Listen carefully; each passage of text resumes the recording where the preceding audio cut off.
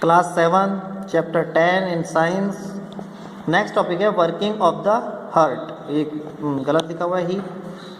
अपना हार्ट कैसे वर्क करता है उसके बारे में पैराग्राफ है, हम इसे रीड करते हैं। D oxygenated blood is collected from all part of the body.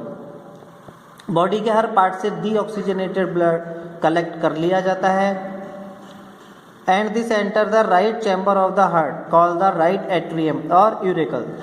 और फिर ये राइट चैम्बर, हार्ट के राइट चैम्बर में एंटर करता है, जिसे राइट एट्रियम या यूरिकल कहा जाता है। The right auricle then contract and the blood is poured into the right ventricle through the valve. तो जब ये धड़कता है, मतलब पंप होता है, तो सिकुड़ता है, तो ये जो ब्लड है वो लंग्स के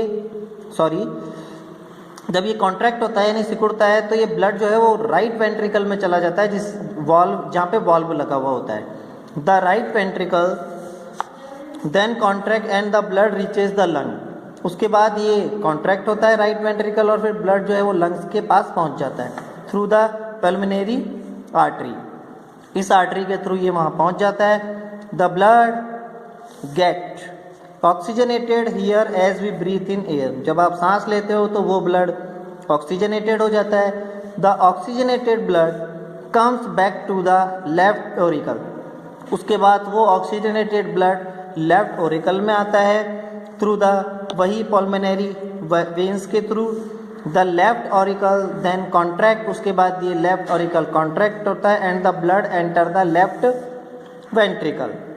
तो लेफ्ट ऑरिकल से कॉन्ट्रैक्ट होने के बाद ये लेफ्ट वेंट्रिकल में आता है। Then the left ventricle contract and the blood enter the dorsal aorta and artery. तो फिर यहाँ से भी उसे पंप करके आगे भेज दिया जाता है, जो आर्टरी के थ्रू जाता है, यानी ventricles. The dorsal aorta then distribute the oxygenated blood to various part of the body. फिर ये डोर्सल एरोटा जो एक नली होती है, इसके थ्रू ऑक्सीजनेटेड ब्लड को पूरी बॉडी के हर पार्ट तक सेंड कर दिया जाता है। The pulmonary artery is the only artery which transport deoxygenated blood. एकमात्र आर्टरी जो पल्मोनरी आर्टरी है वो deoxygenated blood and the pulmonary veins is the only veins which transport oxygenated blood. तो आपसे पूछा जाए कि सिर्फ वो वेन बताइए जो ऑक्सीजनेटेड ब्लड को ट्रांसपोर्ट करती है, तो वो पल्मोनरी वेन्स है। और जो पल्मोनरी आर्टरी है ये डीऑक्सीजनेटेड ब्लड को ट्रांसपोर्ट करती है। अब आता है heart beat. Keep your right palm on the left side of the wrist. What do you feel? You feel the thumping of your heart. आपको जैसे आपकी कलाई के नीचे जो नसें जाती है वहाँ पर आप हाथ लगाएंगे तो आपको हार्ट बीट सुनाई देगी।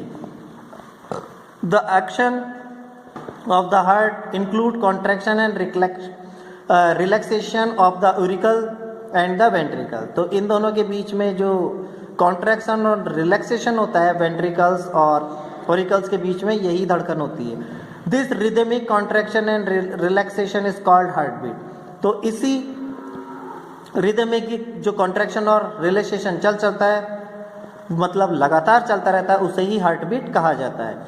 Heart muscles is very special. Heart की मसल काफ़ी स्पेशल होती है। Unlike all the other muscles in the body the heart muscle do not get tired. Heart की जो मसल्स होती है वो और हमारी बॉडी की मसल्स की तुलना में थकती नहीं है, टायर्ड नहीं होती।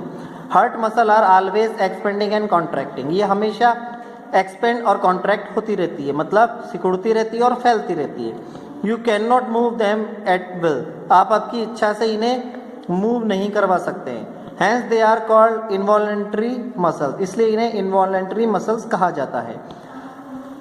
The instrument use for measuring heart beat is called the stethoscope. और जिस इंस्ट्रूमेंट से हमारी हार्ट बीट को हम जांच सकते हैं उसे स्टेथोस्कोप बोला जाता है। ये रहा इधर साइड में डायग्राम में।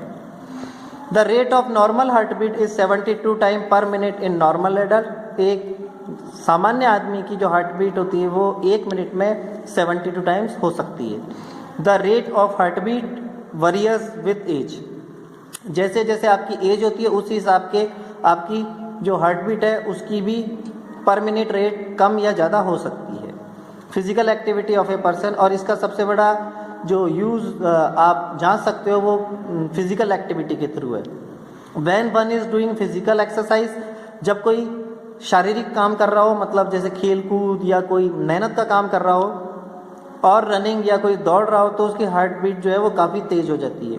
The heart beat can be heard in the form of lub dub sound, ये आपको लबडब के साउंड से सुनाई देती है. Which are associate with the closure of the valve during contraction. तो ये जब ब्लड वाल्व के क्लोज में होता है तब इस कॉन्ट्रैक्शन और रिलैक्सेशन से ये आवाज़ आती है. और ये जो कॉन्ट्रैक्शन और रिलैक्सेशन होता है ये ओरिकल्स और वेंट्रिकल्स में होता है, जहाँ वाल्व लगे हुए होते हैं. The artery usually throb as blood is pump through them by the heart. तो आर्टरी जो ब्लड यूज करती है वो पंप करती है, वो वही होता है जो हार्ट्स के थ्रू आता है. The heart beat is felt as the throbbing called pulse.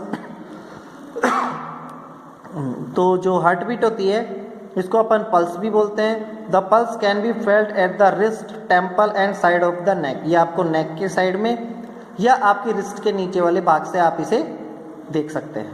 Eight other places the artery are deep seated. कई जगह पर आर्टरी डीप सीटेड होती है, so we can not feel the pulse. और बाकी जगह पर वो डीप में होती है, इसलिए हम उसे फील नहीं कर पाते हैं. The rate of heart beat of a new born baby is 140 time per minute. जो नया बच्चा पैदा होता है उसकी हार्ट बीट अप्रॉक्स 140 टाइम होती है. फैक्ट फाइल में देखिए, an instrument called sphygmomanometer is used to measure the blood pressure with which blood rushes through the veins in your body. ये आपके ब्लड प्रेशर को नापती है. The pressure is highest when the ventricle contract to pump the blood out. तो उस समय हम blood pressure को high बोलते हैं जब जो ब्लड है वो कॉन्ट्रैक्ट होकर के पंप करता है और ब्लड बाहर फेंकता है. It is lowest when the ventricle relax to receive the blood. ये काफ़ी कम होता है ब्लड प्रेशर जब वेंट्रिकल्स रिलैक्स पोजीशन में होती है, जब ब्लड को वो रिसीव करने वाली होती है.